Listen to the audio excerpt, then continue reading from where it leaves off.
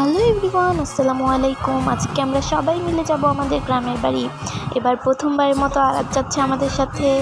তো তার ভাবটা দেখছো, পুরাই বাদে বাদে পুরাই আসছে এক বাপ চিটের উপর দিয়ে একবারে রাজার মতো।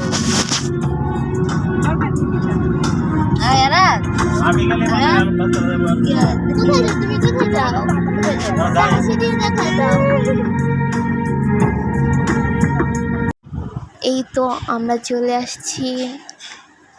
অনেক দিন পর গ্রামে এসে আসলে অনেক ভালো লাগছে।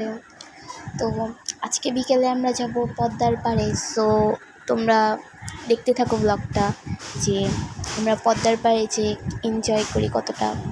অ্যান্ড আমাদের ভিডিওটা যদি ভালো লাগে তাহলে লাইক করে।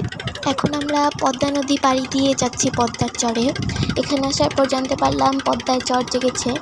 তো তাড়াতাড়ি নৌকা ভাড়া করলাম আর পদ্মার চরে যাওয়ার জন্য রেডি। তো এখন একদম সূর্য অস্ত যাওয়ার একটা টাইম। সো এই টাইমে ছবি অনেক ভালো উঠবে আশা করি।